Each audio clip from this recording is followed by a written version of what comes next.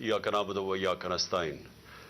मेरे पाकिस्तानियों, आज मैं एक आपके सामने ये हंगामी जो मीडिया टॉक करने लगा हूं, ये एक ऐसी खौफनाक और दर्दनाक और तकलीफदेह चीज़ है कि मैं समझा ये इंतज़ार नहीं कर सकती कल के लिए। मेरे साथ जावेद अली बैठे हुए हैं, एक तरफ उस्मान डार जो हमारे सियालकोट के प्रेसिडेंट हैं।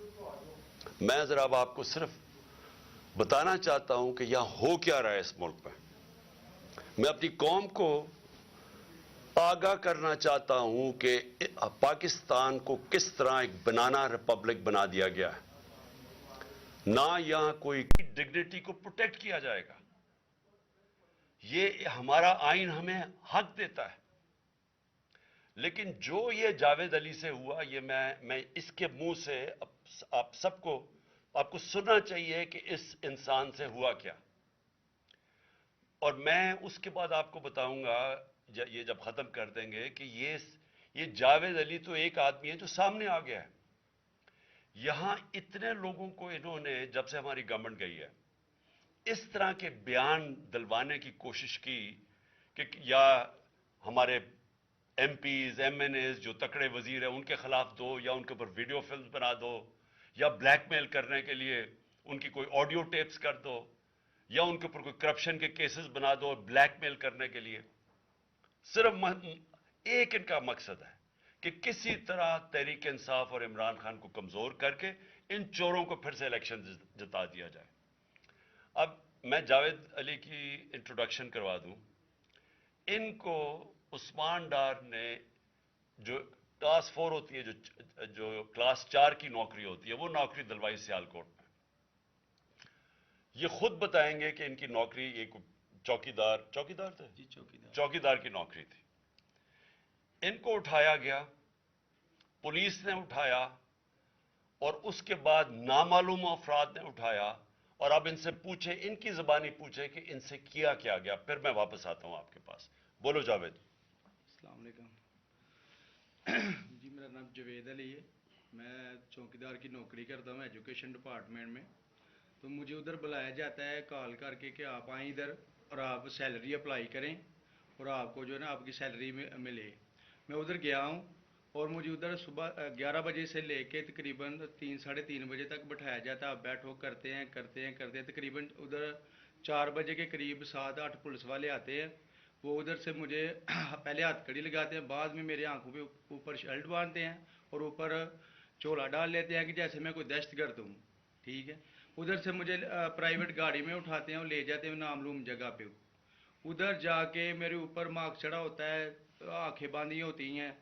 तकरीबन 7-8 बंदे होते हैं वो जो मुझे जाते फर्श पे लटा देते हैं और मारना शुरू कर देते हैं कि तुमने, उस्मान डार ने तुमसे कितने पैसे लिए नौकरी दिलवाने के लिए। मैं कहता नहीं दिए। फिर भी मुझे दूसरी दफ़ा कभी उल्टा लटका देते हैं कि मानो तुमने उस्मान डार को पैसे दिए हैं, कॉन्ट्रैक्टर से लेके पैसे दिए हैं। जब नहीं मानता तब भी मुझे कभी सीधा लटका देते हैं, कभी उल्टा लटका देते हैं। और बाद में जब मेरे मसलन के कभी ईंट ले उधर से ईंट उठाते हैं, उसे धागे से आगे मेरे नाजुक हिस्सों में बांध देते हैं कि मानो तुम कॉन्ट्रैक्ट से पैसे लेके उस्मान डार को देते हो। कपड़े उतारते हैं, बताओ। बाद में मुझे नंगा करते हैं, कपड़े उतारते हैं, कपड़े उतार के उधर फर्श पे बिठा देते हैं कि मानो तुमने उस्मान डार को पैसे दिए हैं। जब नहीं मानता तो फिर उधर से कहते हैं कि एक डाला भेजो, इसकी बीवी को उठाओ, इसके बच्चे को उठाओ और इधर उसको लाकर उसको बरहना करो, उसकी वीडियो बनाओ, फेसबुक पे डालो और ब्लैकमेल करो। तब उधर से जाके जब मेरी फैमिली आई तब मैं उधर से टूटा, उनके आगे रोया कि अब आप बताएं कि मैंने क्या करना है। उसने कहा कि आप 124 के बयान दिए और ये कमेंट मेरे कह रहे हैं कि आपने ये पैसे ठेकेदारों से लेके उस्मान डार को दिए। ये बताएं आप कि कोई, ये सब चुप हो जाते थे जब कोई आता था एक उधर आदमी? जब मेरी तो आंखें बांधी होती थी, ठीक, उस वक्त जब कोई आता था, उधर कोई अफसर आता था, ये कहते थे कि बड़े साहब आ गए हैं, बड़े साहब आ गए हैं, और सब साइलेंट हो जाते थे। जब वो आता था सब साइलेंट था। अब ठीक है, लगे रहो, करते जाओ, लगे रहो। ये बात मैं अब आपके सामने ये जो जावेद अली ने बात रखी, ये हर तरह हम कंफर्म कर सकते हैं قرآن کے اوپر ہاتھ رکھنے کے لیے میرے سامنے تیار تھے. یہ عثمان ڈار کو پھنسانے کے لیے, اس کو کرپشن کیسز میں لانے کے لیے, یہ ساری چیز, یہ جو اس سے 164 کا بیان دلوایا گیا, اور پھر بیوی بچوں کو ساتھ والے کمرے میں لا کے ان کو کہا کہ اس کو ننگا کریں گے. یہ سیدھی بات بتائے, بیوی کو کہا کہ اس کو ننگا کر کے اس کی تصویریں بنائیں گے اور پھر فیس بک پہ چلائیں گے. میں آج اپنی بڑے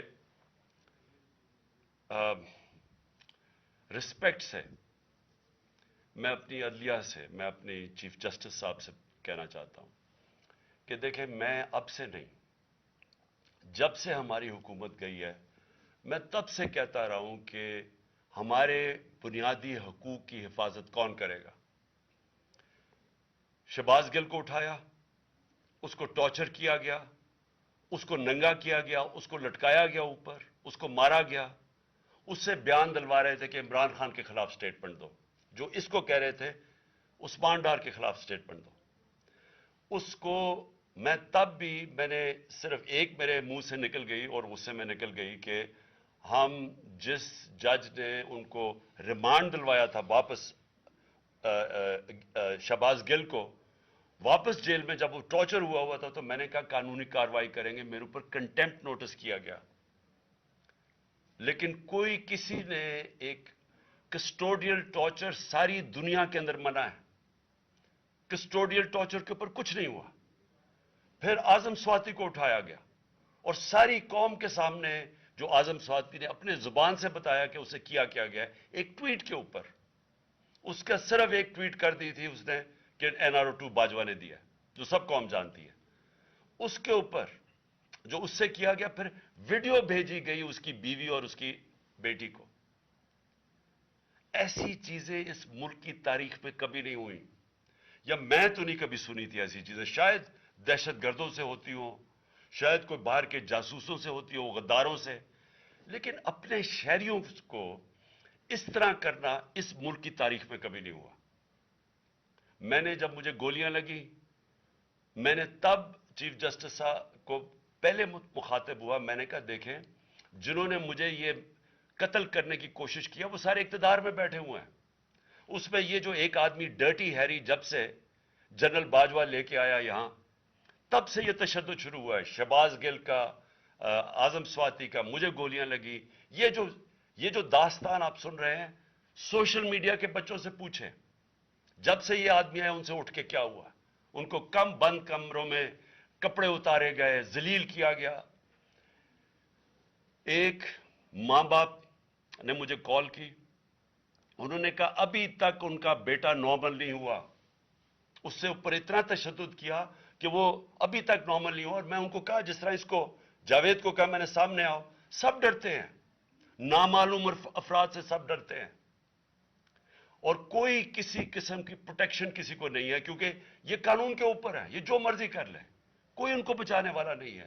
کوئی جاوید جیسے انسانوں کو جب یہ کرتے ہیں, اس کو پھر دھمکیاں دی گئی کہ تم نے یہ بتانا کسی کو نہیں ہے, تو ہم یہ کر دیں گے, ہم تمہیں یہ مروا دیں گے. تو یہ اس ملک کی, ہمارے پاس تو ایک ہی راستہ ہے, اور مجھے پتا ہے کہ عدلیہ کے اوپر پورا اٹیک ہے, یہ مافیا کا. یہ پولیٹیشن نہیں ہے, یہ مافیا ہے جو ٹیپیں بناتا ہے ججز کی, جو ہر قسم کی بلیک میل کرتا ہے.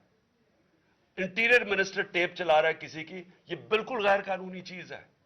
وہ جج کی ٹیپ چلا رہا ہے, وہ اس کی مریم وہ ٹیپ چلا رہی ہے کسی ارشد ملک جج کی, کبھی ثاقب نثار کی ٹیپ چل رہی ہے.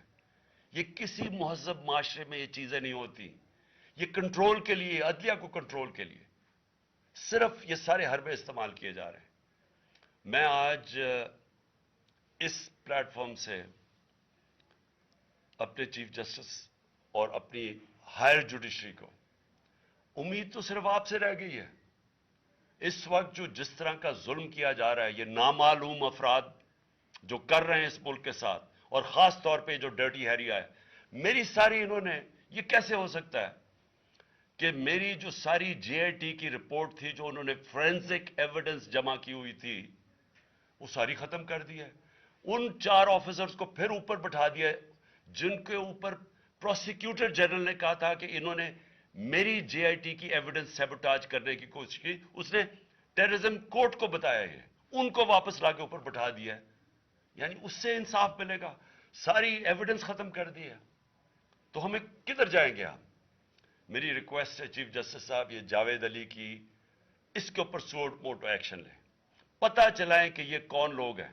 اور اوپر سے اس نے نامعلوم افراد نے اس نے سنا کہتے ہوئے کہ پولیس کے اوپر سارا الزام لگانا, پولیس کو پنچنگ بیگ بنانا اور کچھ نہ کہنا, نہیں تو ہم تمہیں یہ کر دیں گے, مار دیں گے. دیکھیں جی, وقت آ گیا ہے. میں اپنی جوڈیشری سے یہ کہنا چاہتا ہوں کہ یہ جو بھی آپ کا سب سے بڑی جوڈیشری کی سب سے بڑی ذمہ داری ہمارے بنیادی حقوق کی حفاظت کرنا ہے. یہاں جس طرح یہ رجیم چینج کے بعد جس طرح بنیادی حقوق ختم کیے گئے ہیں, لوگوں کو لاوارث چھوڑ دیا ہے, سمجھ نہیں ہے لوگ جائیں کدھر انصاف کے لیے. ہم نے ایک پرامن احتجاج جیل بھرو تحریک شروع کی. جو لوگوں کو اٹھا کے لے کے جا رہے ہیں, ان کو کپڑے نہیں دے رہے ہیں, ان کو دور دور لے گئے ہیں, کسی کو اٹک ڈرانے دھمکانے سے خوف پھیلا رہے ہیں. ایک طرف ایک پرامن احتجاج تاکہ ملک میں نقصان نہ پہنچے.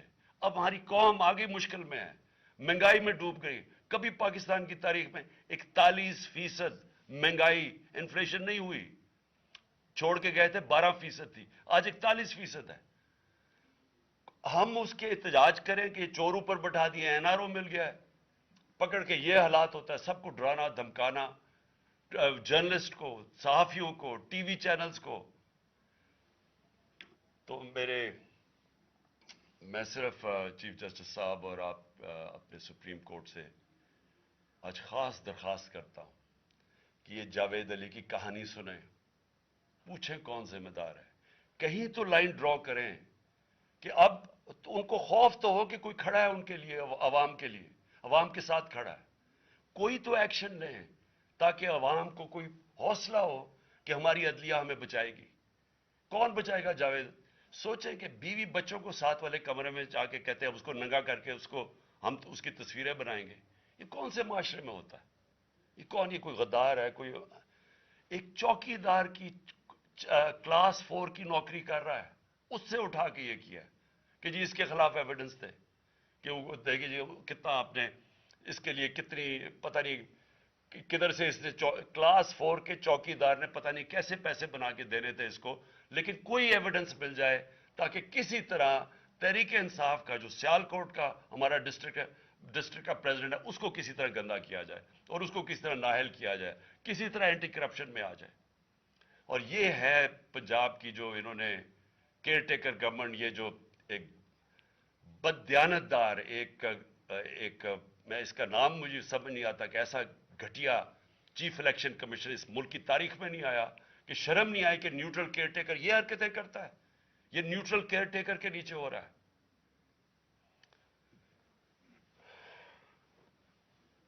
بہت بہت شکریہ.